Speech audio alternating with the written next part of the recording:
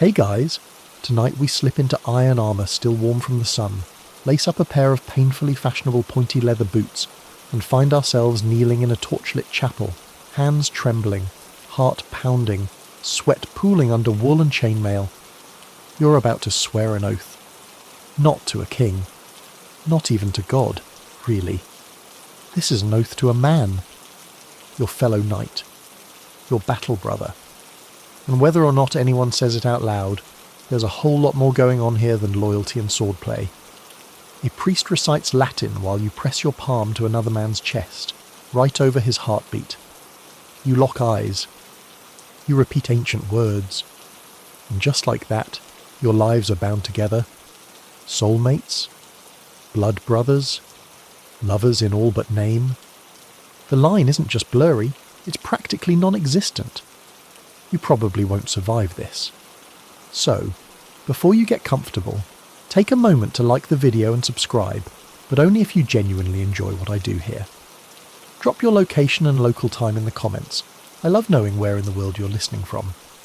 Now, dim the lights, maybe turn on a fan for that soft background hum, and let's ease into tonight's journey together. Voo. You're inducted into a knightly order tonight. But this isn't just a military ceremony. It feels more like a secret society. Think high-stakes Dungeons and Dragons with real swords and deeply personal vibes. You kneel, swear oaths, maybe drink from the same chalice. At least 2 hands are touching you at all times. Your armour's off. Your guard's down. The whole thing radiates an intimacy that would make modern bros sprint for the exit. These ceremonies, common in medieval Europe, had layered meanings. On the surface, loyalty, protection, fealty. Beneath that, emotional bonds so deep they practically hummed with energy. Historians still argue whether these brotherhood rituals were strictly platonic or something more. The language was slippery, full of devotion and sacrifice, but also longing. Some accounts even included blessings that asked God to treat the pair as one soul. Mainstream fact. Brother-making ceremonies, also called adelphopoiesis in the Eastern Church, were real, well documented, and solemn. They sometimes mirrored marriage rites. In some cases, they literally were marriage rites, disguised to slip past church scrutiny. In others, they were genuine expressions of deep, emotional alliances, formed in a world where war could end you before sunset. Fringe tidbit. In one dusty Greek manuscript from the 10th century, 2 soldiers were united in such a ceremony and buried together in a shared tomb, with joined hands chiselled onto their gravestone. Not exactly subtle, and certainly not just roommates. The location matters, too. Often, these oaths happened in chapels, in front of altars. Candles. Incense. Choirs if you were rich. You might think you're attending a wedding. You wouldn't be wrong. And afterward? You don't just ride off. No, you feast. Toast. Sometimes sleep in the same bed that night, as a symbolic consummation. Again, yes, that actually happened. This nightly intimacy wasn't isolated. The structure of medieval society allowed, even encouraged, homosocial bonding on a scale that modern life rarely replicates. It wasn't just okay to express devotion to another man, it was expected. You were supposed to trust him with your life, your secrets, your soul. Tenderness was proof of strength. Of course, not everyone clapped politely. Church authorities occasionally raised eyebrows, then lowered them fast if the men involved were noble or useful. One monk in 12th century France complained that knights were kissing each other like lovers in public. His tone was alarmed, jealous, and possibly both. But that didn't stop it. Even the literature of the time couldn't help itself. In some Arthurian romances, knights fall into love with each other. That word was used. Love. You'd find lines like, "He loved him more than any living thing," or "Their hearts were bound like ivy to stone." That's not bromance. That's poetry in full bloom. What you're living through tonight isn't weird for the Middle Ages. If anything, it's orthodox. This was a time before the invention of the modern heterosexual binary. People didn't label desire the way we do now. If you loved someone, man or woman, you acted on it or you didn't, but the world around you didn't always ask for a label. That came later. Right now, all anyone sees is a bond so fierce it can only be spiritual, physical, or both. You stand, your hand still in his, and the oath complete. You're no longer just comrades. You're something else now. Something sacred. Something with rules and rituals and maybe a little kissing. You wake up with straw in your hair, armour clanking gently as you stretch in the cold stone barracks. Across the room, your fellow knight is already buckling his greaves, humming some ancient battle hymn that's halfway between a lullaby and a war cry. You catch his eye. He tosses you a chunk of bread. You nod. Nothing's said, but everything is. Because this isn't just a job. It's a code. And that code? It's giving big, emotionally available male protagonist energy. The code of chivalry. Sounds dramatic, right? You picture galloping horses, clanging swords, long flowing capes. And sure, all that's part of it. But underneath the theatrics is something softer. Something that feels surprisingly tender. Chivalry wasn't just about fighting fair. It was about loyalty, courtesy, humility, and above all, devotion. You weren't just supposed to protect the weak. You were supposed to love fiercely, suffer nobly, and treat your fellow knights with a kind of reverence. Emotional control wasn't prized. Emotional expression was mainstream fact. The chivalric code, especially as laid out in 12th and 13th century knightly manuals, called for affection, even adoration, between men of equal standing. The knight was an emotional creature, not just a hardened killer. He wept when his comrades died. He sang when they triumphed. And he was expected to show devotion in both word and deed. So when your comrade falls in battle, and you cradle his bloodied head in your lap while the world blurs around you, that isn't weakness. It's the code. You whisper his name, kiss his forehead, and vow vengeance. And no one questions your masculinity. They call it honour. Fringe tidbit. There's a 13th century romance where a knight literally dies of grief after his beloved companion is killed in battle. Not his wife. Not his mistress. His fellow knight. He builds a tomb, carves their initials into the stone, and lays down beside it to never wake up. Medieval Romeo / Juliet, but way more chainmail. Historians still argue whether this kind of narrative was metaphor or reality. Was it just flowery language? A storytelling device? Or was it a coded way to acknowledge bonds the church would rather not talk about? And that's the thing. The line between affection and romance wasn't policed the same way then. Two knights could be inseparable, share clothes, letters, beds, tears, and still be seen as paragons of masculinity. You and your comrade ride into a town and no one raises an eyebrow when you hold his hand during prayer. No one flinches when you brush dust from his cheek or help him undress after battle, your fingers careful over bruises you pretend not to notice. Tenderness was everywhere. Stoicism was not. Even the way you spoke to each other was soft. Honorifics, poetic names, inside jokes. Think my brave lion or sweet sword brother. Stuff that would get you roasted in a modern group chat, but here, it's just Thursday. There's a famous account of a knightly duel, two warriors forced to fight, both in love with the same woman. Except halfway through, they drop their swords, fall into each other's arms, and start weeping. They confess how much they mean to each other and renounce the duel entirely. The woman marries someone else. The two knights ride off together. That's not even subtext. That's text. It's tempting to modernize this, to label it, but that would miss the point.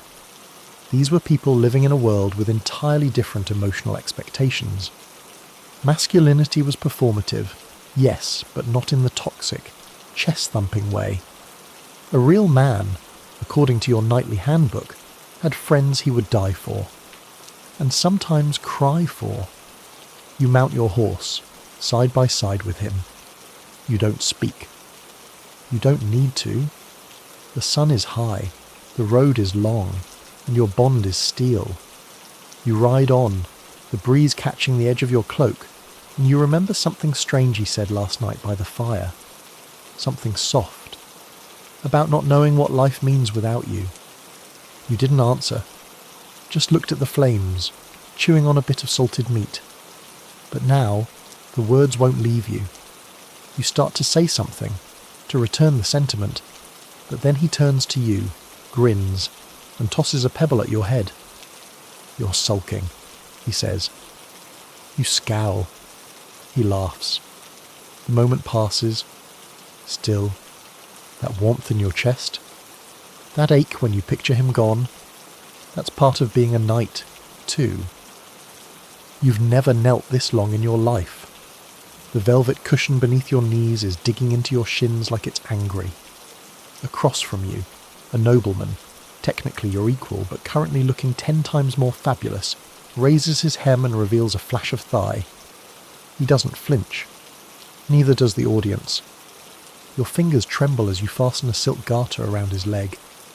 This is not a euphemism.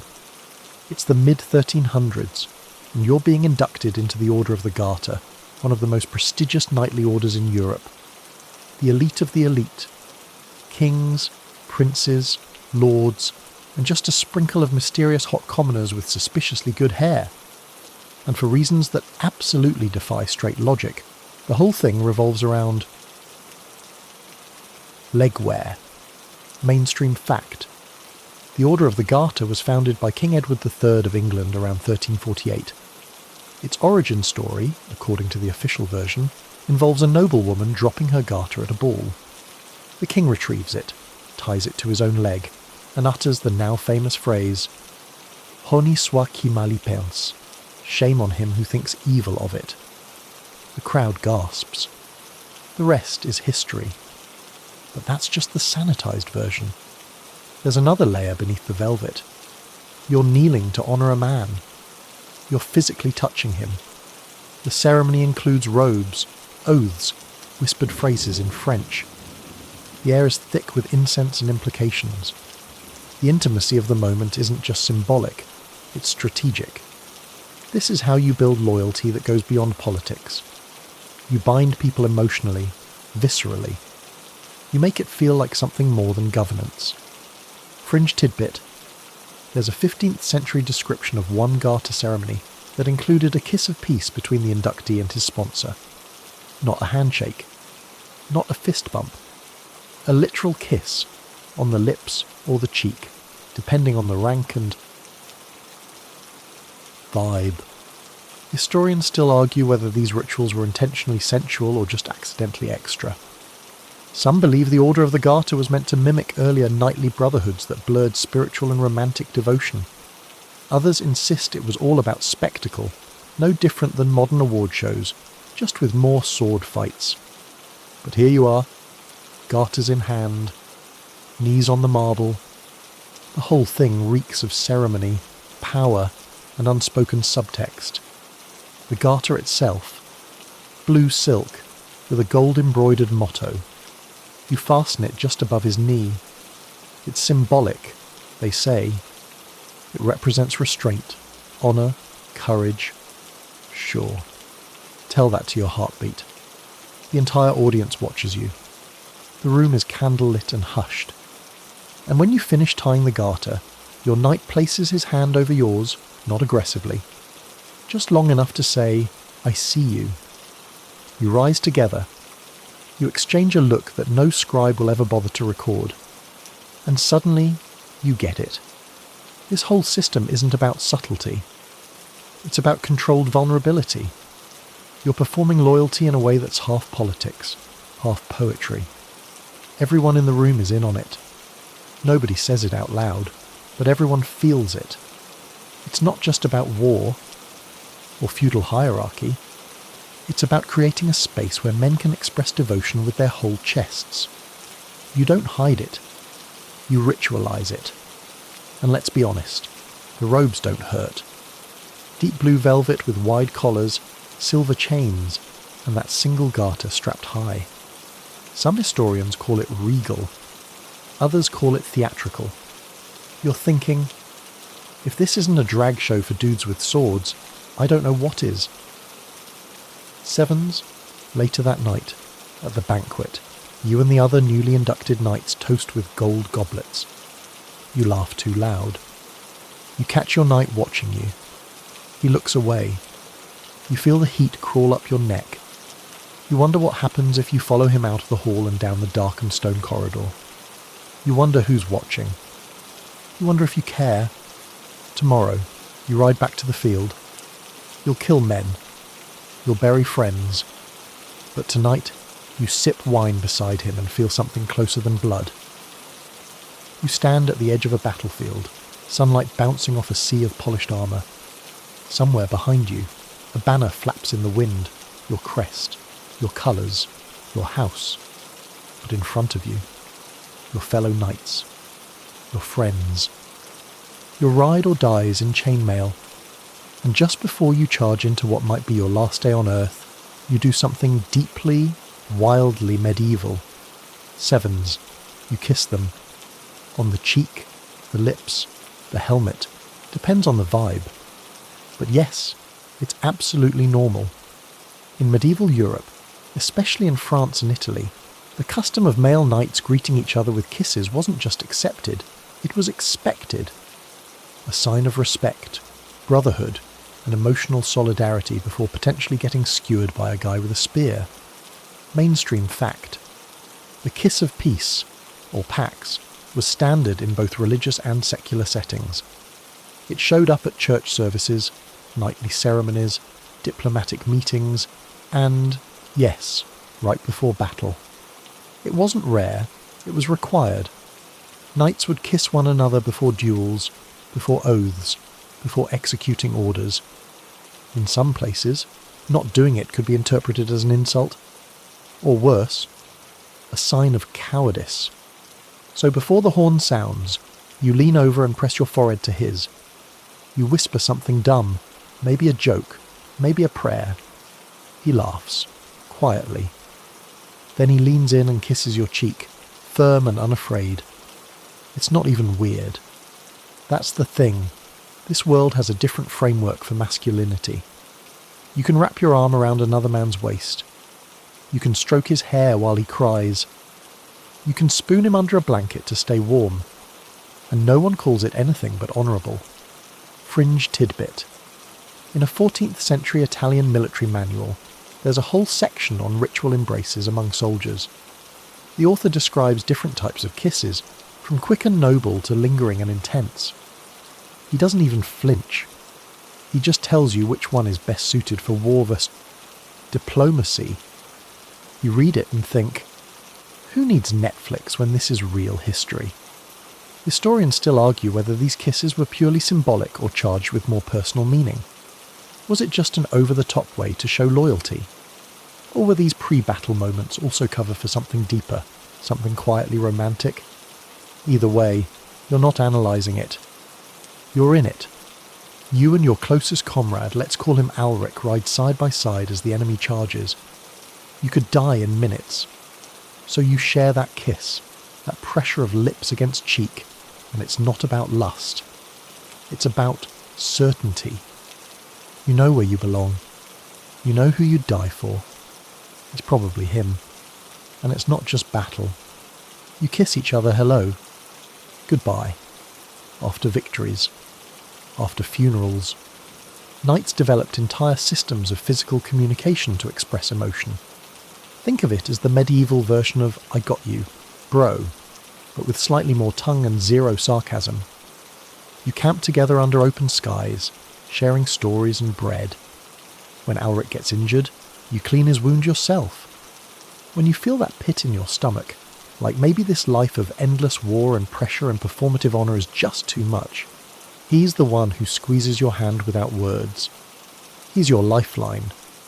And that intimacy, it's not weakness. It's survival. Even the church got in on this. During Mass, the priest would offer a kiss of peace to a deacon, who would pass it down the line. One kiss, then another. One night to the next. A chain of closeness, trust, and vulnerability stretching through rows of iron and prayer. Imagine a holy game of telephone, except instead of words, it's lips. That's how seriously they took emotional bonding. But modern eyes don't always get it. We've built walls between romantic and platonic, between straight and not. They didn't. And in many ways, they were freer for it. Here in the medieval world, your lips on his isn't shocking. It's comforting. It's code. It says, I'll ride with you.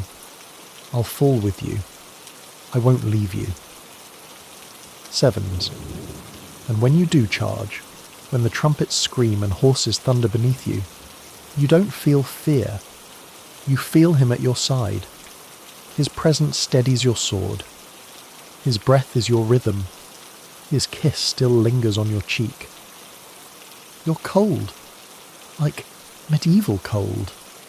The kind of cold that seeps through wool, rattles your bones, and makes you seriously question why chainmail isn't just made of heated blankets. You and your squire huddle in a tent the size of a horse trough, tucked beneath a single blanket that smells like wet sheep and old battles. There's no fire. There's no space. There's just the two of you. And this was always the plan. See, in the medieval world, bed sharing was normal, expected, even, not in a wink-wink way, though sometimes that, too, but in a practical, this is how we stay alive way. You travel with your squire or fellow knight. You sleep in the same bed. Always. No questions asked. Mainstream fact. Shared sleeping arrangements were routine across all levels of society in the Middle Ages.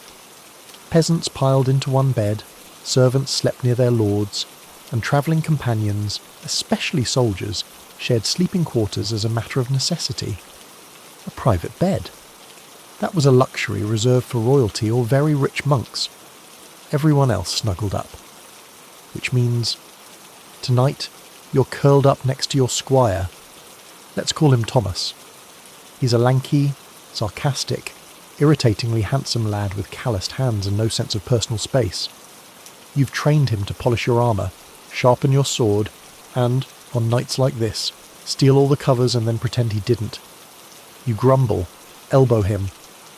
He elbows back. You both laugh, quietly. Then the silence settles in. Outside, wind howls across the hills like a wounded thing. Inside, your breath comes in soft puffs that fog the air between you. He shifts. You shift. His knee bumps yours and doesn't move away. Fringe tidbit. In one 15th century noble household, there was a logbook documenting bed-sharing arrangements down to the night. Certain pairs of knights were recorded as always sleeping in the same bed, even when multiple beds were available. Some chroniclers found this odd. Others found it obvious. One simply noted, they slept together, as always. Historians still argue whether these arrangements were purely pragmatic or reflected deeper relationships. After all, the Middle Ages weren't devoid of desire, they just didn't dissect it the same way we do now. If Thomas pulls you close for warmth, is that friendship? Intimacy? Both? You're too tired to care. And the thing is, you trust him. You fought beside him. He's wiped blood from your face. He knows where you keep the letter from your mother. He's the only one who's seen you cry since that disastrous siege last autumn. Tonight, that shared blanket might as well be a fortress wall. You hear whispers outside the tent, other men laughing, gossiping, playing dice. Someone coughs. A horse nickers. The world goes on. But in here, it's just the rise and fall of your chests, the slow rhythm of breath sinking up. It's quiet. Safe. Thomas murmurs something in half sleep. You don't catch the words, just the tone. Tender, dream-soaked. His arm drapes across your chest. You could push it off. You don't. Because here's the truth. Emotional closeness was a given in knightly life. You were trained to protect one another, die for one another, and yes, sleep beside one another. Whether that intimacy tipped into romance was beside the point. The bond was the bond. In some orders, knights were forbidden from sleeping alone, not out of fear of sin, but out of fear of loneliness. Solitude was dangerous. It bred weakness. But a shared bed meant connection, stability, a reminder that someone had your back, even in dreams. So tonight, you drift towards sleep with the weight of Tomas's hand over your heart. His breath warms your collarbone. You remember the way he looked at you during training yesterday. Exasperated, amused, maybe. Something more, but you won't name it. Not yet. Because in this world, everything lives in that tender in-between.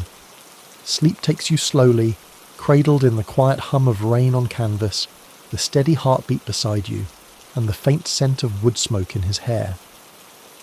You wake before the sun, light barely licking the edge of the tent flap. Thomas is still curled against you, mouth slightly open, one hand fisted in the fabric of your tunic like he dreamt of clinging to something solid.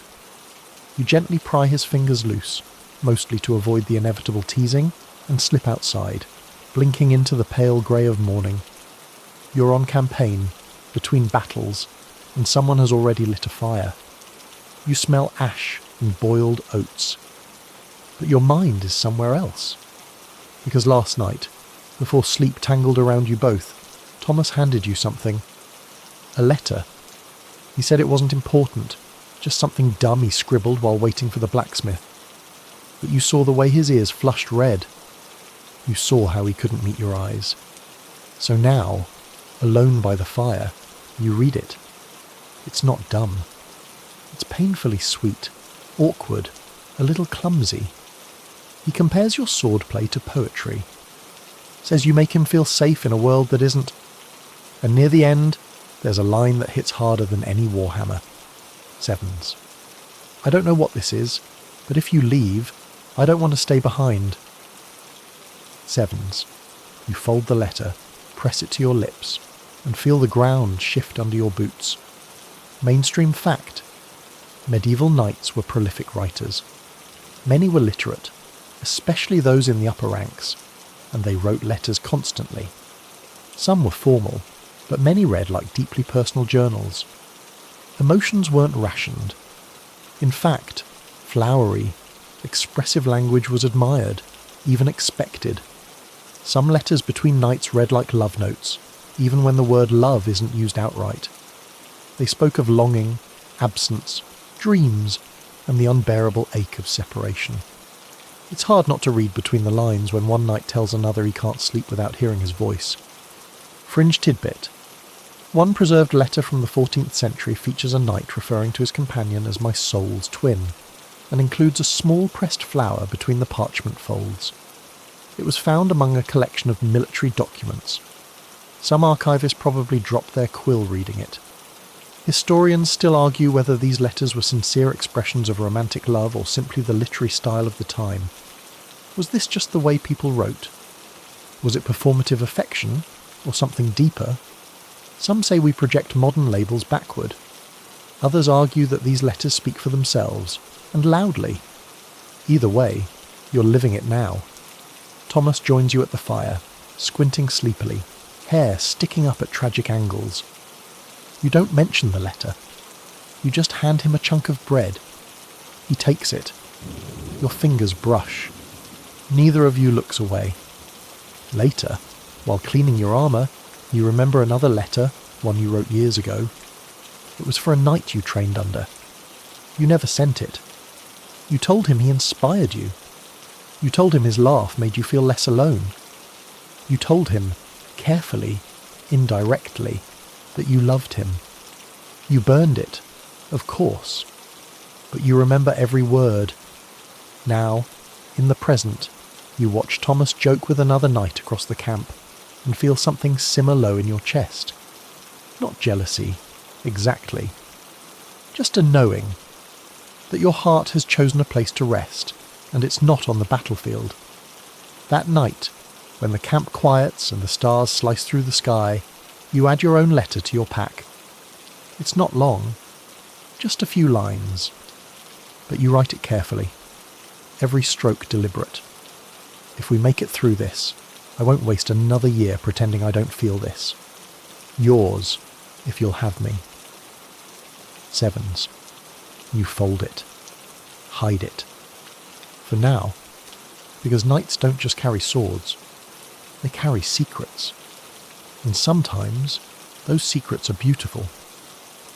The monastery smells like old parchment, candle wax, and whatever's fermenting in the basement that definitely isn't wine, but also definitely is wine.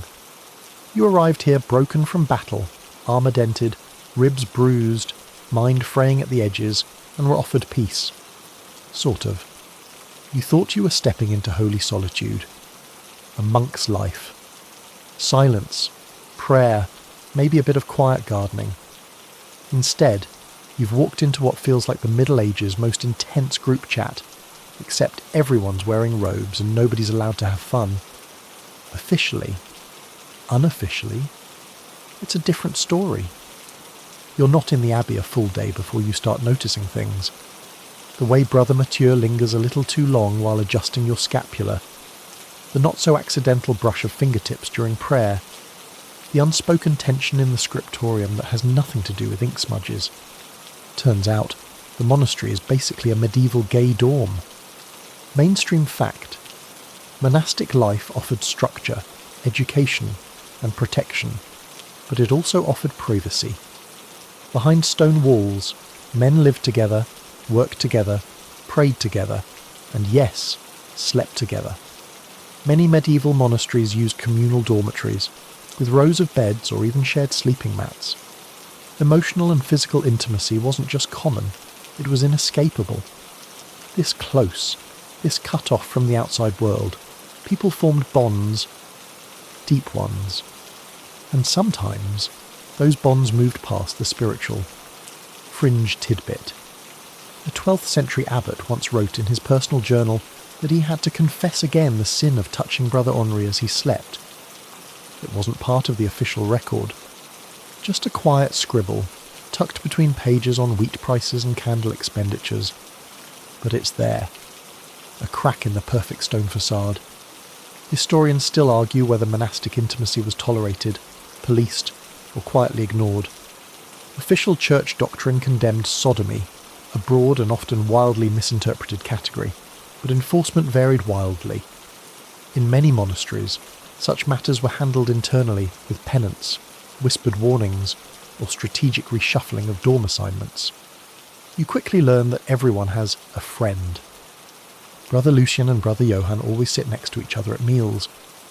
They share a single cup of water during fasts. They've memorised each other's Latin psalms. You and Brother Ansel, he's the one with the sharp jawline and calligraphy skills that make you question the existence of straight lines, are assigned to the herb garden. You dig up roots while he hums Gregorian chants. He shows you how to crush mint with the heel of your hand, how to steep lavender for calming tea. You joke that it's oddly romantic. He doesn't laugh, just looks at you, dead serious, and says, "Is it odd?" Sevens. You don't know how to answer. That night, he brings you an extra blanket. You don't need it, but you take it. His hand lingers a moment too long. Again, you sleep in rows, heads facing east, feet west. But Ansel's foot brushes yours in the dark. Once. Then again. Neither of you pulls away. There are rules here.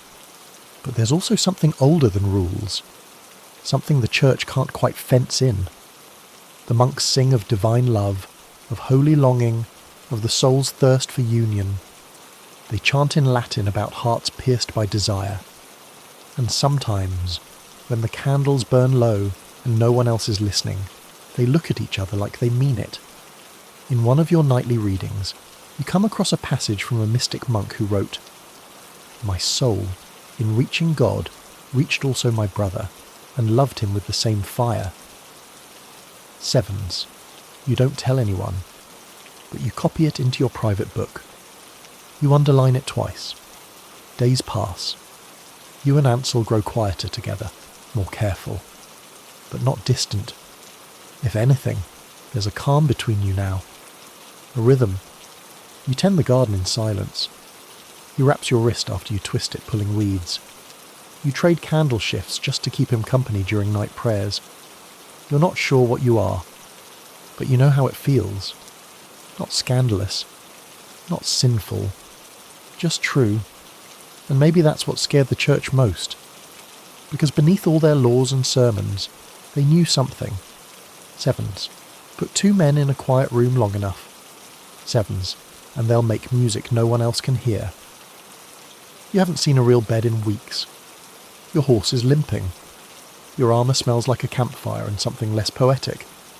And all around you is sand. Blazing, endless sand. Welcome to the Crusades, where the heat isn't just coming from the sun. You're not alone, of course.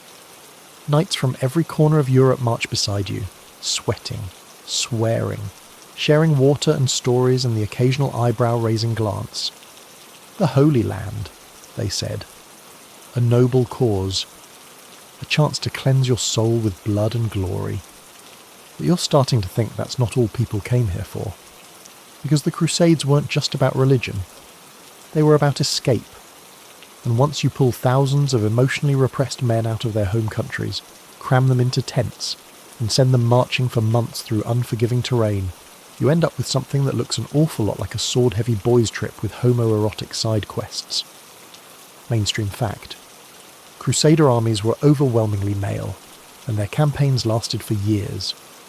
Knights, squires, soldiers, cooks, translators, all stuck together in close quarters, sleeping in tight spaces, building deep dependencies. Brotherhood wasn't just romanticised, it was essential. An intimacy, emotional, physical, or otherwise, naturally followed. Fringe tidbit. One chronicler writing about a 12th century crusade mentions a knight who shared his tent and his body with his companion, a younger knight from Gascony. The phrase is maddeningly vague, but the tone? Not so much. The same chronicle later refers to them as inseparable, noting that when one died, the other refused to eat or speak for days. Romantic friendship. Lovers? The lines blur. Historians still argue whether these battlefield bonds crossed the line from spiritual to physical. The records are coy, sometimes on purpose. But private letters, poems, and even some military journals hint at deep devotion. In some cases, even obsession. Out here, everything feels sharper. Emotions rise fast. So do tempers. You've watched knights throw punches over stolen bread, then share a blanket 2 hours later. You've seen confessions whispered in the dark. You've heard more than one tent flap rustling suspiciously at night. And then there's him. Let's call him Etienne. He's from Burgundy. Broad shoulders, sharp wit, a smile that hits like a siege tower. You met him 3 weeks into the march, after he saved your horse from getting stuck in a ravine. Since then, he's barely left your side. You ride together, bathe in the same muddy stream, whisper jokes during Mass. One night, as you watch stars burn over the desert, he tells you he never wanted to come. His family forced him. His voice shakes. You reach for his hand. He lets you. You don't talk about it the next day. You don't have to. It becomes a rhythm. Quiet support, stolen moments, long looks. One night, while repairing armour, he presses a small stone into your palm. It's smooth, warm. For luck, he says. You don't let go of it for days. The crusade wears on. You see things you wish you hadn't. Burned villages. Rotting banners. Men you joked with yesterday now face down in dust. You fight. You win. You lose. But through it all, Etienne is there. Until he isn't. It happens fast. An ambush near a ravine. You survive. He doesn't. You sit beside his body, fingers trembling as you close his eyes. No one stops you when you lean down and kiss his forehead. No one speaks when you wrap your cloak around him and carry him to a shallow grave. Knights die. That's expected. But when you bury him, it's not just grief you feel. It's absence. Like the sun has blinked out. Later, back in camp, you write his name in the inside flap of your journal. Just his name. No flourish. No prayer. You kiss the page. And when you're finally home, months later, older, quieter, you wear the stone he gave you on a cord around your neck. People ask about it. You say it's from the Holy Land.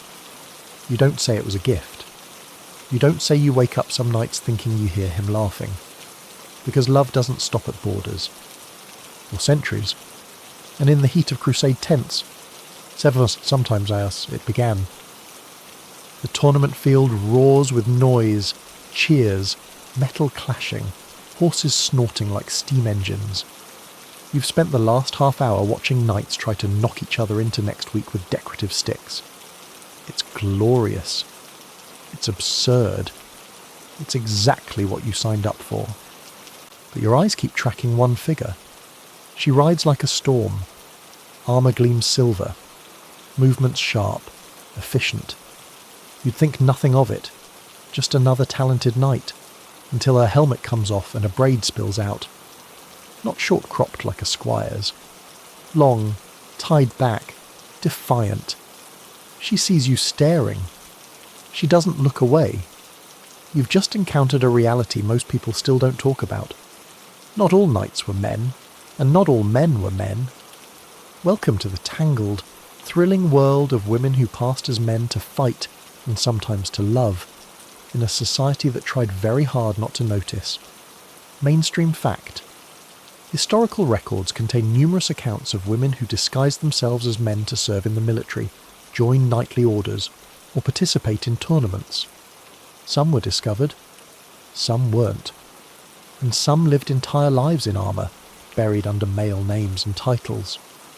Take the case of Eleanor Reichener, a 14th century English trans woman who lived as Eleanor, worked as an embroiderer and sex worker, and was arrested wearing women's clothes while also being known in certain circles for passing as a man.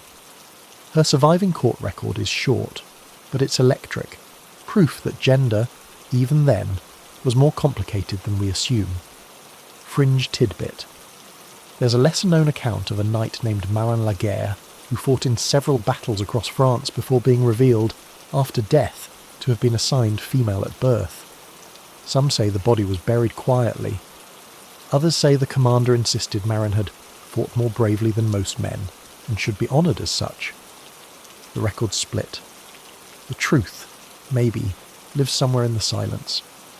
Historians still argue whether these cases were rare anomalies or more common than we've been led to believe. Medieval record-keeping was notoriously selective. If a woman-turned-knight served nobly and caused no scandal, no one had much reason to write it down. Unless they were caught, or unless they were loved. You catch her again that afternoon, sharpening her sword behind the stables. Her chestplate rests beside her, revealing the curve of her ribs through a padded tunic. You say nothing. Just offer water. She nods. Her fingers brush yours. You feel heat crawl up your neck. Later, as you sit tending a cut on your forearm, she returns the favour. Pours water over the wound. Cleans it with steady hands. You bleed quietly, she says. That's good. Sevens. You want to ask her everything. How long she's been living like this. Who trained her? Whether anyone else knows. Whether anyone else matters. But you don't. Instead, you let the silence stretch between you. You let it say what words can't. And in the days that follow, you fight beside her. You share meals. You laugh. She teaches you a new sword grip you never learned in training. You show her how to mend leather armour. And one night, beneath the stars, she leans in close and says, Sevens, I used to think I had to choose. Be strong or be seen. Maybe I don't. Sevens, you don't answer. just press your forehead to hers and exhale. Because maybe that's what chivalry always was, the freedom to be both. Not man or woman, not noble or outcast. Just a warrior, a protector, a person who chose love when the world didn't give them language for it. And when she rides out of the tournament grounds weeks later, her cloak trailing like fire behind her, you realise something. You'll remember her longer than any banner or blade. And somewhere, there's probably a ballad with the wrong name and the right heart. The crowd gathers just after sunrise, buzzing with anticipation. Nobles sip wine on temporary platforms. Commoners climb trees and waggle coins at vendors. At the centre of it all, you and another knight, circling each other in a roped-off ring of packed dirt. Heavy silence. No war this time, just a trial by combat. Justice by blade. At least, that's what everyone thinks. But you? You're not here over a stolen cow or slandered name. You're here because he, Sir Alaric of Northumbria, golden hair, sharper tongue, said something about your man. Not your squire, not your lord. Your man. The one whose letters are tucked beneath your tunic. The one who knows how you like your bread burnt just slightly, who braids your hair before battle, who wraps your ribs when you're too proud to admit they still hurt. He accused him of betrayal. He insulted his honour. He laughed. And you drew your sword. Mainstream fact. Trial by combat was a real legal practice in medieval Europe, particularly between the 9th and 14th centuries. Two parties, accuser and accused, would fight in sanctioned duels to let God decide who was right. Often violent, sometimes deadly, always dramatic. But not all fights were about theft or treason. Some were about something else entirely. Fringe tidbit. A 13th century German record describes a duel between two knights, both known for overlapping domestic arrangements with the same young lord. One accused the other of inappropriate affections that distracted the boy from his pious duties. They fought. The loser died. The boy later entered a monastery. The church recorded the event as a dispute over discipline, but those who lived nearby knew better. Historians still argue whether these affectional duels were ever officially recognised as romantic in nature, or whether love and jealousy simply masked themselves under the guise of honour. But either way, it happened. So here you are, facing Alaric. And it's personal. The fight begins with a clang, steel on steel, breath on frost. Your boots slip once, catch again. He's fast. You're faster. Every strike isn't just about proving innocence. It's about defending the one who stayed up all night when you were fevered. The one who ran across a battlefield to pull you from the mud. The one who whispers, "You came back to me," every time you return from a skirmish. The duel lasts longer than expected. Sweat blinds you. Your wrist aches. But when you finally disarm Alaric, your sword pressed to his throat, he doesn't beg. He just looks at you and says, quiet and bitter, "Sevens, he'll never love you like you want." Sevens, you flinch. Not because it hurts, but because it's true. You step back. You've won. But it doesn't feel like victory. Later, in the quiet of your tent, you stare at your bloodied gauntlets and wonder if you were fighting him, or the feeling that you've always been just half seen. Then the tent flap opens, and there he is. The man this all started for. He doesn't speak. He just kneels, takes your hands, and presses his lips to your knuckles, one at a time. And maybe that's his answer. The world around you still insists on disguises, calling love loyalty, calling longing devotion. But inside the ring, with swords drawn, the truth comes out. Stripped of poetry. Raw. Real. You didn't fight for honour. You fought for him. And tonight, when he lays beside you, still clothed, still silent, you let your fingers rest against his chest just to feel his breath. Because not all love needs words. Some love just needs a duel. Smoke curls from the incense burners, slow and ghostly. Candles flicker along the nave like tiny beacons, painting gold light across the stone floor. You kneel in a chapel tucked inside some forgotten village, head bowed, not for battle, not for sin, but for something harder to name. You're lighting a candle to a saint. Not St. George or St. Michael, those usual sword-swinging suspects. No, this one is different. This saint, quietly whispered about by monks with soft eyes and ink-stained hands, blurs lines. Between man and woman, between piety and passion, between body and soul. Because believe it or not, the medieval world had queer saints and gender-bending martyrs, even if no one wrote that part in the stained glass captions. Mainstream fact. The hagiographies, those dramatic, often miraculous biographies of saints, are full of saints who defied gender norms or lived lives of intense same-gender affection. Some women dressed as men to join monasteries and were only discovered after death. Some male saints were remembered for spiritual bonds that sound suspiciously romantic. One of the most famous is St. Marinos, assigned female at birth, but joined a monastery disguised as a man. Marinos lived, worked, and prayed as a monk for years. When accused of fathering a child, long story involving a very determined innkeeper's daughter, Marinos took the blame and raised the child inside the monastery, never revealing the truth. Only after death did anyone find out. The church canonized Marinos anyway. Fringe tidbit. There's a 10th century account of two male saints, Sergius and Bacchus, Roman soldiers and early Christian martyrs, often depicted side by side. One ancient manuscript describes them as arastai, a Greek word meaning lovers. Later church scribes changed that to companions. But the earliest version doesn't lie quietly. In icons, they're still shown together, sometimes with Christ standing between them like a wedding officiant. Historians still argue how to interpret these relationships. Were they spiritual brothers? Political allies? Secret lovers canonized because their devotion couldn't be denied, even if no one dared name it? You walk the stone aisle, your boots echoing between the pillars. The chapel is nearly empty. Just an old woman lighting a votive and a boy asleep on a bench. You approach the side altar, where a faded painting shows two saints embracing, their halos nearly touching. It doesn't look like platonic piety. It looks like love, radiant and eternal. You remember the knight from your youth, the one who taught you to ride, who pressed a kiss to your temple when you panicked before your first tourney.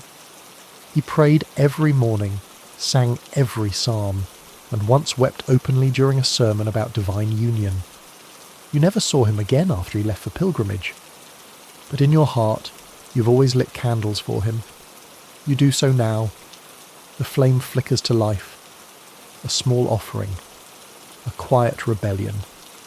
Because while the church preached against unnatural love, its walls held the stories of people who didn't fit neatly into categories. People who were loved because of their strangeness, not in spite of it. People like you. In your saddlebag, folded between maps and sharpened quills, is a worn piece of parchment. A list of saints no one ever talks about. Some were canonized, some erased. But their names live on, in whispers, in secret symbols, in the private prayers of those who know. And tonight, you whisper one more. You pray not just for safety, not just for honour, but for truth, the kind that doesn't have to hide behind incense and Latin. Outside, the wind picks up.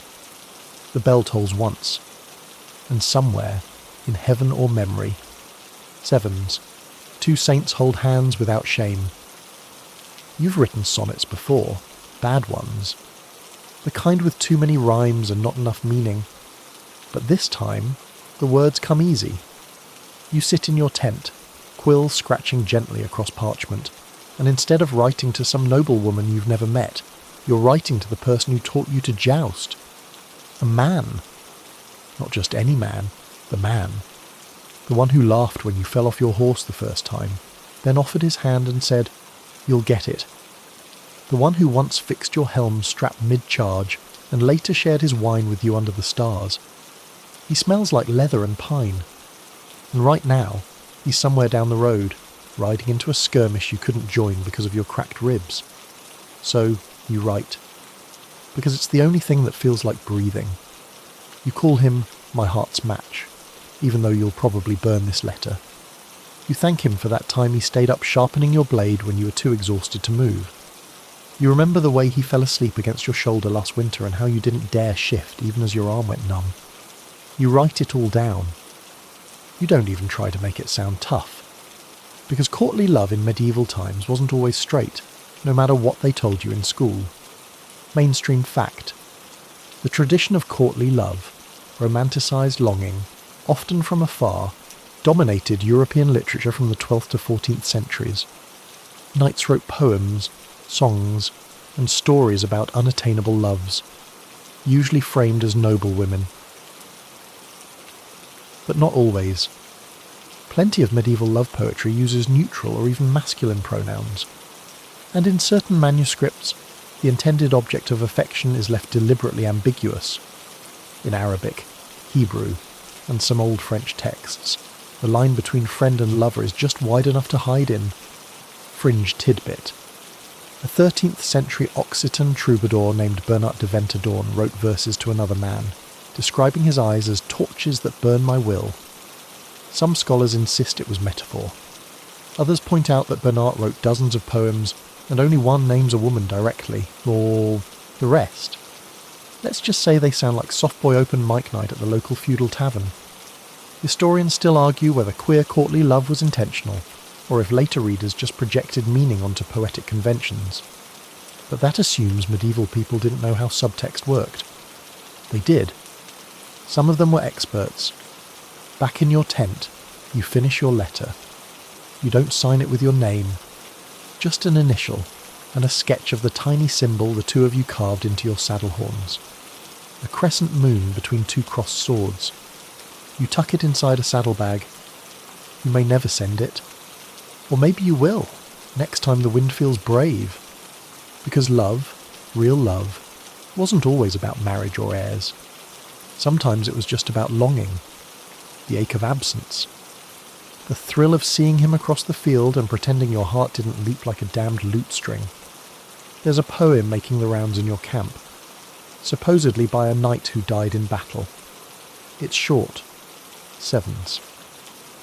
He taught me to ride and left before I could say thank you. He looked at me once like I was more than my sword. I hope heaven lets me see him again. 7s. You know that feeling. Because tonight, as you wrap a cloak tight around your shoulders and stare into the fire, you don't miss the glory. You don't miss the thrill. You just miss him. And you write it down. Because in this world, that's what knights do. They love, they bleed, 7s, and they leave behind words that tremble like armour in the wind. You duck under the stable arch to avoid a streak of pigeon droppings overhead, and slip into a narrow barn stall where your favourite scribe, yes, the one with ink-stained fingertips and a glint in his eye, is hiding from the world with something scandalous. He's got a scroll and a smirk. It's French, he says, unrolling the parchment. Not for church eyes. 7s. He reads the first line aloud, and it's... well, it's a lot. There's a knight, a bathhouse, and let's just say there's a very enthusiastic sword polishing scene that does not involve actual swords. Congratulations. You've stumbled upon something that most people don't realise existed. Medieval queer erotica written by knights, about knights. Mainstream fact. Courtly romance and poetic longing weren't the only things being penned behind monastery walls and castle chambers. Some knights, and the scribes or poets who admired them, wrote stories and verses that were openly sensual, occasionally explicit, and not always aimed at women. A few of these works survived. Most didn't. But the ones that did? Whew. Take the romance of the Knight of the Tower, which, while mostly a morality guide, also includes multiple passages warning knights not to embrace one another in bed, or kiss too fondly in armour. You know what that means? People were definitely doing it. Fringe tidbit. One of the spiciest surviving examples comes from a 14th century manuscript fragment found in modern-day Belgium. It's a partially erased poem written in Old French, describing a moonless night where two champions met by firelight, and one's hands strayed beyond the borders of brotherhood. No names. No authorship. Just heat. Historians still argue how widespread this kind of writing was, and whether it represented lived realities or literary fantasy. But even if it was all fantasy, whose fantasy exactly? Because someone, somewhere, copied this with a quill in one hand and some feelings in the other. Back in your stall, the scribe finishes reading. He raises an eyebrow at you, waiting for your reaction. You're flushed, trying not to look like you're intrigued. You make some joke about bad poetry. He nods, then asks, Sevens, would you write me something better? Sevens, you laugh, because you don't write. You fight. But that night, alone in your tent, you sharpen a quill and start anyway. You begin with a line about armour left in a pile. Then a pair of hands, unbuckling a belt. You stop before it gets too obvious, mostly, but you reread it 3 times before tucking it inside your journal. You don't know what you'll do with it. Maybe give it to the scribe next time you pass through. Maybe burn it. Maybe nothing. But it feels like a release. Like a truth you haven't let yourself say out loud. In battle, you perform strength. In court, you perform control. But here, in ink, you get to feel. And you're not alone. Because tucked in castle libraries, buried in footnotes, and half erased by prudish scribes, other knights wrote the same things. Not all of them were noble. Some were desperate. Some were brave. Some were just horny. But all of them were real. This isn't some modern lens distorting the past. This is the past whispering back, in parchment and poetry. Sevens, we were here. We wanted. We wrote it down. And maybe you'll keep writing. Quietly. Carefully. Or maybe not. Maybe you'll find other ways to say it. Through the way you watch him walk away. Through the way you hold him too long after a wound. Through the way you flinch at sermons about fire and brimstone. Or maybe, one day, someone else will read your words, centuries from now, and understand that even in a world of armour and silence, some knights still dared to speak. You kneel before the altar, not in prayer, but in initiation. The hall is dark, thick with incense and secrets. A circle of men surrounds you, every face half shadowed by torchlight. They wear white mantles stamped with blood-red crosses. This isn't just any brotherhood. This is the order of the Knights Templar, and you're about to swear an oath that binds you more tightly than any marriage ever could. The words are ancient. Latin, French, sometimes whispered in both. You're asked if you're willing to give up everything. Wealth, land, titles, even the comfort of women. You say yes. They ask if you will love your brothers as yourself and protect them with your life. You say yes. Then one of them leans close, so close you feel his breath, and says, "Then rise, my brother, and fear no man." Sevens. And just like that, you're one of them. Mainstream fact. The Knights Templar were a powerful and mysterious Catholic military order founded in the early 12th century. Sworn to chastity, poverty, and obedience, they lived communally, fought as an elite force in the Crusades, and became staggeringly wealthy and influential across Europe. They also slept 2 to a bed. No, seriously. Templar rules, based on the Latin rule of the order, explicitly mention 2 brothers shall sleep in the same bed, so that one may guard the other. You're not allowed to sleep alone unless you're sick or penitent. Even the Pope was chill with this. Fringe tidbit. In 1307, when King Philip IV of France orchestrated the downfall of the Templars, the charges weren't just political.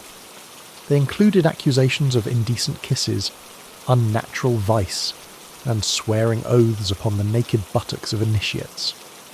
Many historians consider these claims propaganda to justify land seizure, but the wording's awfully specific. Historians still argue whether the Templars were truly engaging in queer acts, or whether the accusations were fabricated as part of Philip's smear campaign. But whether truth or slander, the allegations didn't come from nowhere. Something about the Order's intimacy made people uncomfortable. Because here's the thing, Templars weren't just soldiers. They lived together in tight quarters, shared food, beds, and emotional intensity. Oaths of spiritual brotherhood? Check. Physical closeness encouraged? Check. Touch-starved knights sleeping side by side in a vow of celibate devotion to God and each other? Also check. Back in your cell that night, you lie beside your assigned bedmate. Let's call him Renaud. He's already half asleep, his breath slow, arm brushing yours. You can feel the heat of his body through the linen shift. You could shift away. You don't. Renaud murmurs, "You held your ground today." "Sevens," you whisper back, "only because I knew you were behind me." "Sevens." He smiles in the dark. You feel it before you see it. The bond between you isn't about lust. It's about survival. It's about trust forged in blood and prayer and silence. But sometimes, when his hand finds yours beneath the blanket, and your fingers curl around his without thought, it feels like more. You train together, confess together, bleed together, and in the quiet of the Templar chapter house, where no woman has ever stepped, you learn a different kind of intimacy, one that hides behind rules, one that breathes in the in-between. You never speak of what happens when he weeps in your arms after a failed mission. You never question why he grips your wrist a little too tightly before battle. You never admit you know the way his breath hitches when you say his name. Because love inside the Templars doesn't wear a label. It wears a mantle. It swings a sword, and it dies in silence if it has to. Eventually, you both take your final vows, not of marriage, but of loyalty, of surrender, of total, unquestioning devotion, to the Order, to each other, and when the day comes that they call you heretics, arrest you, accuse you of forbidden things, you meet Renaud's eyes across the cold stone cell. You do not speak. You do not explain. You just reach out your hand, and he takes it. Because whatever they say, about kisses, about bodies, about sins, they'll never understand what you were. Not lovers, not criminals, just two knights in an order built on silence. Sevens, who loved each other louder than history would allow. You stand at the edge of the square, hands clenched at your sides, heart racing, not from fear for yourself, but for him. The wooden stocks creak as the town constable drags your friend, your companion, into place.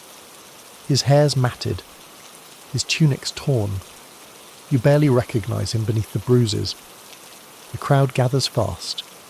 Whispers morph into snarls. Someone throws a turnip. Another spits. And over the din, the bailiff bellows a charge that sends a chill down your spine. Sevens. Sodomy. That word, heavy as chainmail, vague, brutal, and wielded like a blade. You hear it and know exactly what this punishment is really about. Not just what he did, but who he is. Who he dared to love. Or maybe just who he was caught being too close to. Maybe that someone was you. Mainstream fact. In the Middle Ages, sodomy was a legal term as slippery as it was devastating. It could refer to a wide range of behaviours, not all sexual, not all consensual, and not always clearly defined. But in practice, it was often used to police same-sex intimacy between men, particularly when it became too visible, too affectionate, or too public. The church preached sermons condemning it as this sin against nature. Laws varied wildly across Europe. In some cities, you'd get fined or whipped. In others, Florence, for instance, you might be executed. And accusations didn't always require evidence. Gossip, jealousy, or even just a poorly timed hug could end a man's life. Fringe tidbit. In 15th century Zurich, a man named Heinrich had his home searched after being observed in close company with another man. They found nothing but letters, soft, personal, emotional. No explicit content. Just lines like, "I miss your silence more than any song." He was still imprisoned for a year. His letters were burned. Historians still argue about how widespread actual prosecution was. Some cities had sodomy courts. Florence's infamous Ufficiali di Notte kept meticulous records of arrests, mostly of working-class men and teenagers. Nobles, of course, were usually shielded unless they made too much noise. Your friend made noise, or someone made it for him. You stand among the crowd, helpless as the guard reads a confession, probably extracted under torture. He's fined, flogged, and marched through the streets wearing a shame mask. Iron, grotesque, with a pig's snout and devil's horns. The children laugh. The adults don't. No one wants to look too sympathetic. That's dangerous. You keep your distance, but you don't leave. Because weeks ago, on a quiet hill at dusk, he pressed his forehead to yours and whispered something. He said your name like it was a vow. And you didn't stop him. You remember his hands, shaking after a skirmish. The way he read prayers so softly you wondered if he was reciting your name instead. The way his breath caught when you stood too close, and how you pretended not to notice, just so he'd stay brave. And now, he's paraded like a monster for what everyone else pretends isn't common. Because the truth? This happened all the time. People noticed, but they looked away, until it became too hard to ignore. Until someone needed a scapegoat, or someone got jealous, or someone powerful wanted to feel righteous. You see it in the faces around you. Not hatred, fear. Not moral outrage, projection. Because they know. They've seen knights share beds. They've read those poems. They've heard the gasps behind church doors. They know. They've just decided never to say it out loud. That night, you sneak to the infirmary where he's been locked. You slip a flask into his hand. He sips it in silence. His lashes are crusted with blood. You don't ask what happened. You just say, "I didn't walk away." Sevens. And he nods, slowly. That's why I'm still breathing. Sevens. You don't kiss him. Not here. Not now. But you press your hand to his. Not a gesture of romance, but one of defiance. Because in a world that punishes affection, sevens, even gentleness is rebellion. You leave just before dawn. He'll recover. Probably. But you know something's broken now. Not between you, but between you and the world. A wall cracked open. A truth made visible. And while others might retreat into silence, you can't. You won't. You'll train harder. Fight smarter. Rise through the ranks. Not to blend in, but to build a kind of armour that isn't made of steel. One made of witnessing. Because someone has to remember what they tried to erase. Someone has to hold on to the love that never got to speak. It's late. The castle's gone quiet. Just the occasional crack of the hearth or the soft clink of goblets left half-drunk on sideboards. You know this place like your own armour. Which halls to avoid when the nobles are drunk. Which tapestries conceal draughts. And, most importantly, which door always stays open for the king's favourite. Sevens. That's where you're headed now. Because tonight, the king isn't alone. Again. The man who holds court by day now shares his bed with a different kind of power.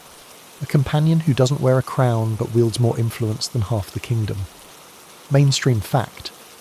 The term royal favourite in medieval and early modern Europe referred to a noble or courtier who held unusually close, personal access to a monarch, often accompanied by titles, wealth, and luxurious private quarters.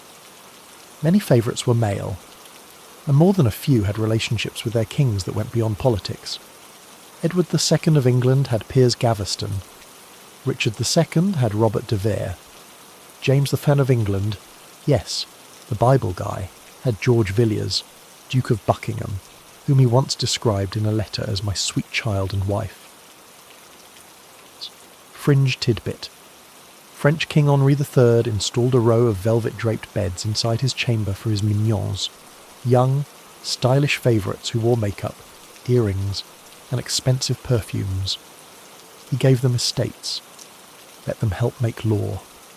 And once, when one was insulted in public, the king wept at court and declared, "He was the mirror of my heart." Sevens. Historians still argue whether these relationships were physically romantic, politically expedient, or both. Some insist they were platonic, just unusually intense. Others say the paper trail of poetry, portraits, and palace renovations tells a very different story. But tonight, you see it for yourself. You pause outside the royal chambers. Voices inside, low, close. Not the clipped rhythm of policy, but something softer, familiar. You know that tone. You've used it yourself, once, in a tent far from here, whispering someone's name like a spell. You're not eavesdropping. Not exactly. But you are waiting. Because the king's favourite, his constant companion, is your old friend. Let's call him Thomas. You grew up with him, trained beside him, shared your first flask of wine under a crumbling tower with him. And now he wears fine velvet instead of armour. He dines with the court while you drill recruits in the mud. But when he sees you, he still smiles like nothing's changed. Except it has. He's in there. And you're still out here. Eventually the door opens. He steps out, rumpled, flushed, avoiding your eyes. You hand him the report he asked for. Pretend not to see the mark on his neck. Pretend your throat doesn't tighten. He says thank you. He hesitates. Then, walk with me. Sevens. You do. In the garden, moonlight slicing through vines. He finally says it. It's not what you think. Sevens. You raise an eyebrow. He sighs.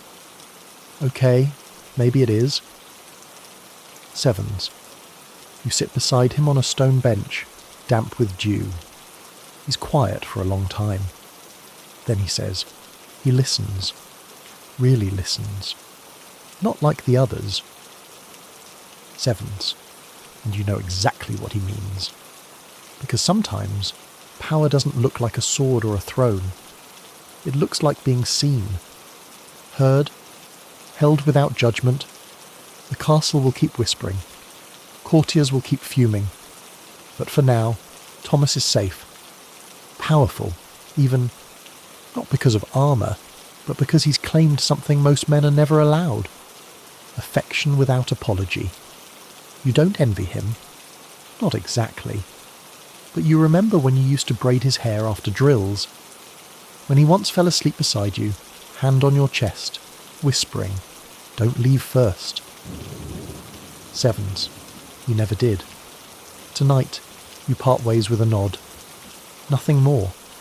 But you keep thinking about the chamber wing added to the king's apartments. How it bears no title. How the servants call it the favourite's room. Sevens. And how sometimes history erases these stories by calling them politics. By calling it friendship. By ignoring the soft touches and warm glances that lit entire regimes. But you won't forget. Because in palaces and prisons alike, sevens, love found a way in. Sevens, even when the scribes pretended not to see. The wedding is beautiful, in that stiff, suffocating way noble weddings always are. Rich fabrics, solemn music, faces you've never seen pretending to be thrilled. The bride wears a dress that probably weighs more than your shield.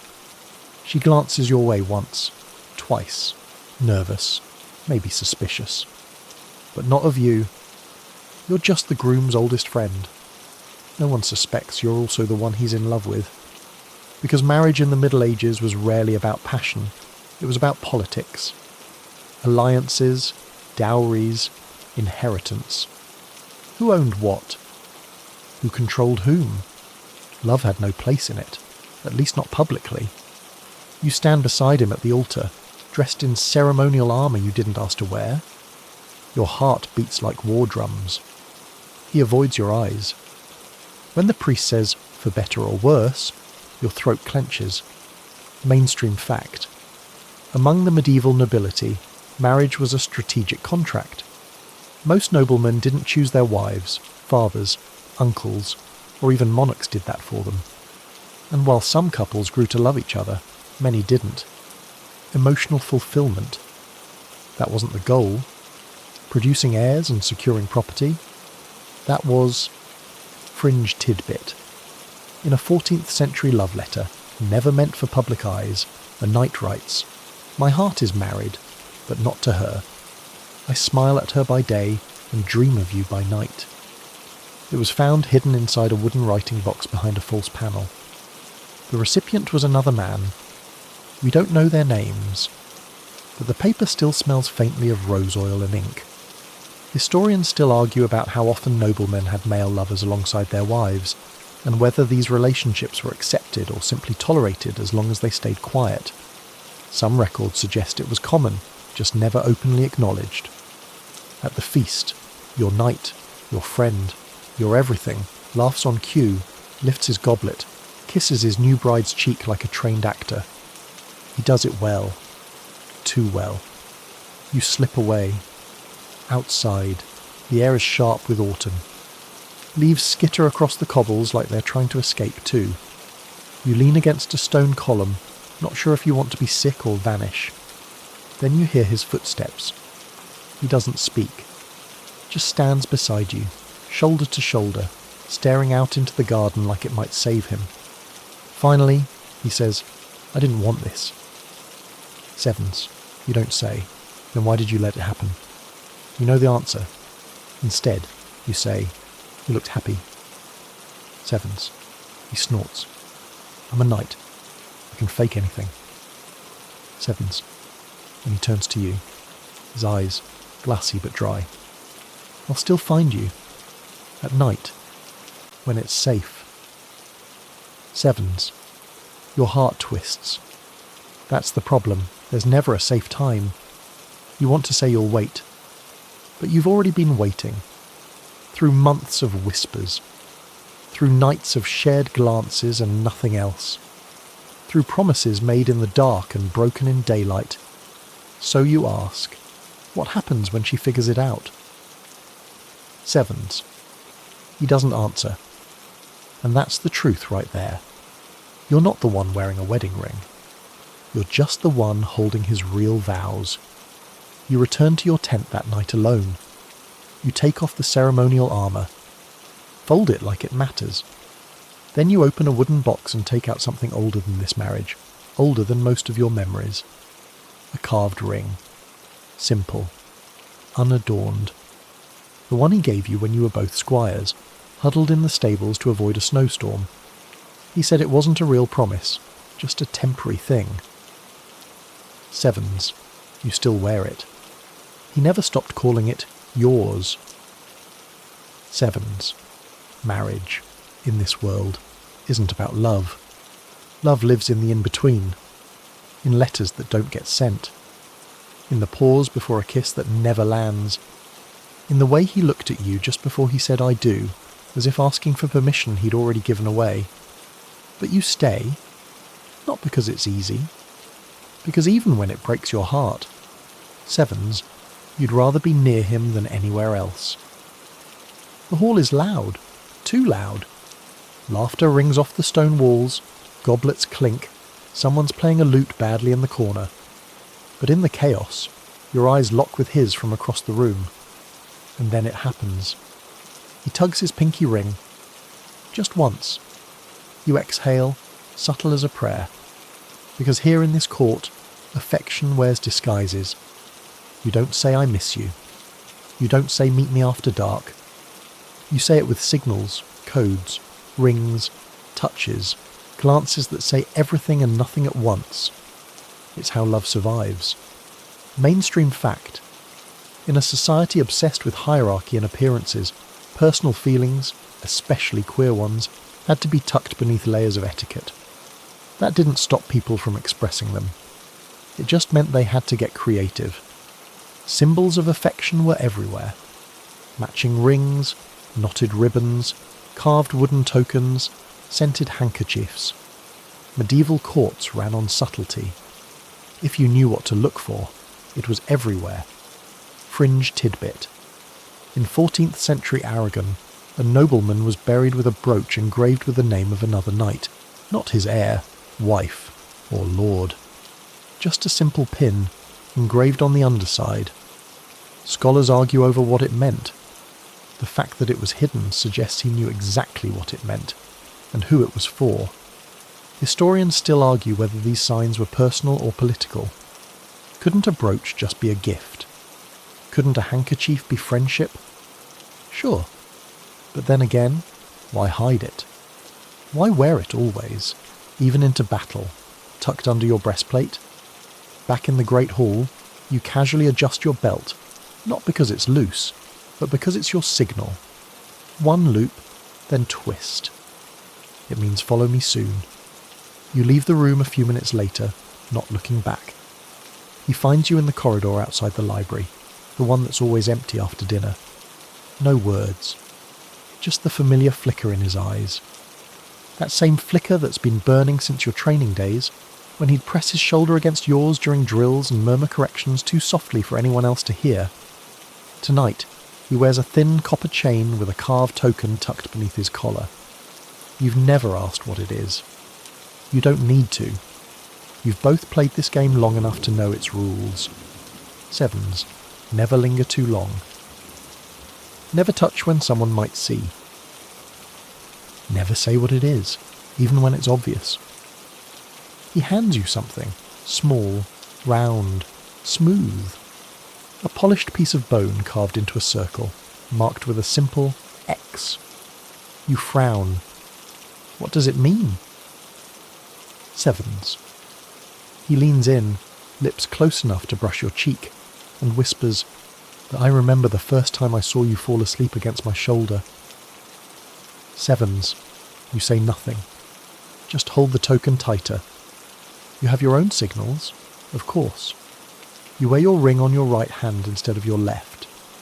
You always use the same phrase, "May your horse keep steady," before battle. Only he knows it means I love you. Please, come back. And when he doesn't return it, that's his way of saying I will. This is what court life does to you. It trains you to speak in riddles and look away too fast. You become fluent in the unsaid. You pass messages in embroidered borders and fake arguments. You count steps between you at banquets. 7 steps is safe. 6 means I need to see you. 5 is too dangerous. Tonight, after he leaves, you slip the carved token into a hidden seam in your belt lining. You'll wear it always now. Not because you're sentimental. Because when everything else falls apart, your title, your position, the lies you have to tell to keep your place, these little gestures are the only things you own. Tomorrow, someone will toast to your courage. They'll call you honourable, loyal, strong. But only one man in this castle knows the real code. 7s, that you once said everything. 7s, without ever being caught saying anything at all. The priest's voice cracks like thunder across the chapel. The sin cries out to heaven. He slams his hand against the pulpit as if the wood itself must repent. You sit stiff in the pew, barely breathing, a damp chill seeping into your bones even though the room is packed and sweating. You know exactly what he's talking about. He doesn't say you, not directly, but every word feels like a blade aimed straight at your chest. The unnatural vice, the filth of Sodom, the fire, the punishment, the divine wrath that, if the priest's tone is anything to go by, is already licking at your heels. You glance across the aisle and meet his eyes. Just for a moment. He looks away.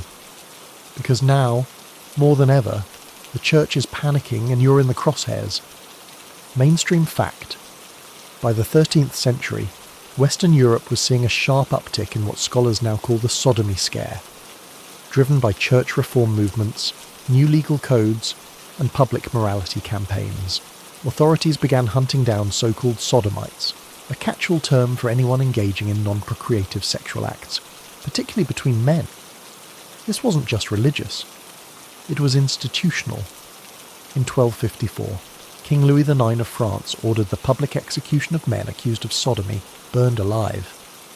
The same year, the Dominican order expanded its focus on rooting out moral corruption, often turning over suspects to secular courts.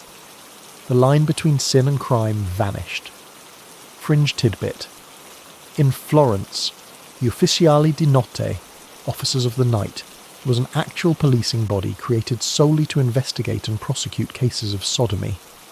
They kept records of hundreds of trials, most involving young men. Some were fined. Others were publicly shamed. A few vanished from the records completely. Historians still argue over how many of these prosecutions were based on genuine investigation versus hearsay, revenge, or political sabotage. The truth is slippery, because fear spreads faster than facts, and silence is the safest defence. So now, you sit through sermons where entire cities are blamed for the infection of unnatural affection. Fires are described in graphic detail. Hell becomes not a metaphor, but a looming reality, especially for those who look too long at the wrong person. You flinch as the priest bellows, "Better to be maimed in this life than burn in the next." Sevens. He means you. Or someone like you, or anyone who has ever held another man's face in the quiet and dared to hope. Later, outside the chapel, townsfolk nod in approval. One mutters something about cleansing the rot. You grit your teeth. You don't respond. But the fear isn't just theirs, it's yours, too. You start walking differently, laughing less. You flinch when someone touches your shoulder. You stop wearing the ring he gave you, even though it still lives in your cloak pocket. You stop writing letters. You sleep alone, even when the nights are long and cold. Even when you ache to be near him. Because the fires are real, and so are the eyes watching. And the church doesn't just condemn from pulpits, it erases. It rewrites. It purifies the past by bleaching it white, straight, holy. It turns saints into solitary hermits, lovers into close friends, knights into soulless soldiers. It cuts out your name and replaces it with silence. But one night, alone in the chapel, you light a candle. It's not for a saint. It's for the man you once whispered to beneath the banner of your house. The one whose breath used to steady your shaking hands. The one who now won't look at you in public. You don't pray. Just sit there, hands open, letting the wax drip slowly onto your skin. Because you remember what the priest forgot. Sevens, that love doesn't need permission to exist. That fire burns, yes, but it also illuminates. And sometimes it leaves behind truth instead of ash. You walk out into the night, and for the first time in weeks, you look back. He's standing in the shadows of the chapel door, watching, waiting, and though neither of you moves, sevens, neither of you runs. You're older now. Your sword arm isn't what it used to be.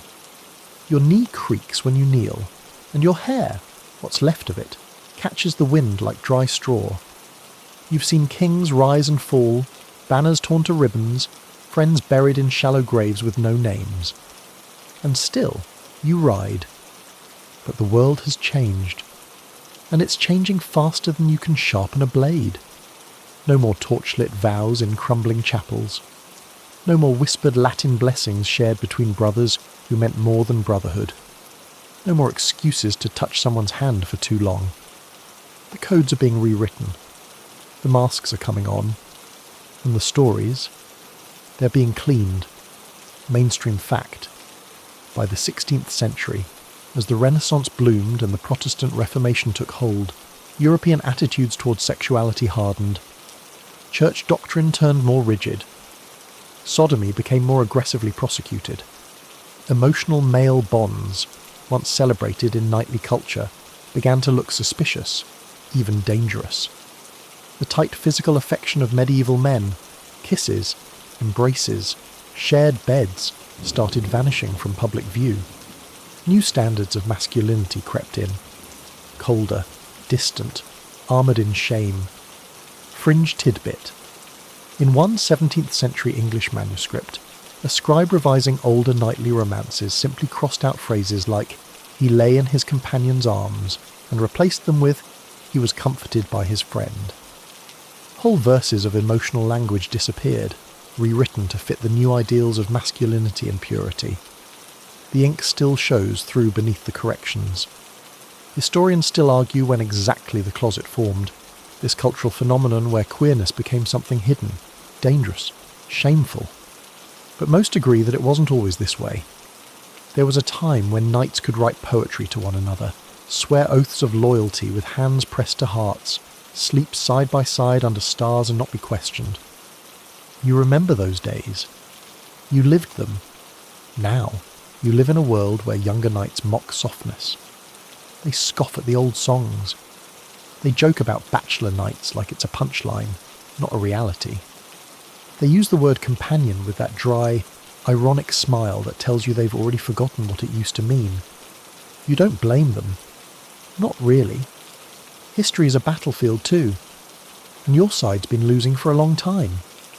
But some nights, when the hall is empty and the fire's burned low, you pull a letter from your satchel. The ink is faded, the corners curled. It's from him. You never showed anyone. Never needed to. Just one sentence. Sevens. If they ever write us down, I hope they get it wrong enough to protect you. Sevens. You think about that a lot. And you know, deep down, he was right. Because they did write you down. But they filed you under brotherhood and loyalty. They called it noble sacrifice. They said it was friendship, chivalry, camaraderie.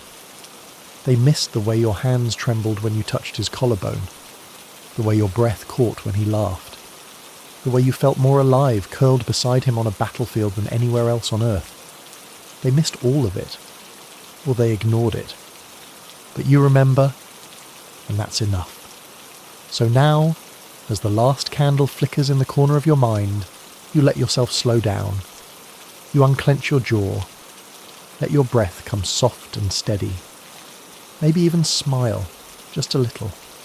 Because this history, the real one, the messy one, the one they tried to bury under centuries of stone and silence, it didn't vanish.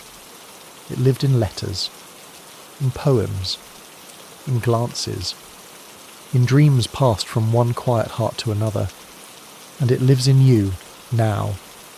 You carry the story of men who loved boldly, even when they couldn't say the words, of warriors who shared beds and secrets, of orders and oaths forged not just in loyalty, but in longing.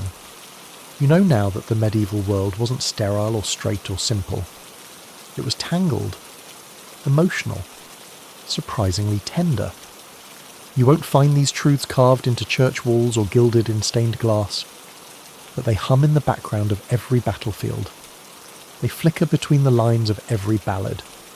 They echo in the silence after every knight says, "I die for him," and means it. So as you lie there, eyes soft in the dark, maybe you see it. The moonlight on his cheek. The shape of a hand reaching for yours. The warmth of something ancient and deeply human, still alive beneath all that armour. Sleep now. You've earned it. The world is quieter here. And in this quiet, nothing, not even time, can erase who you really were. End of script. Sweet dreams.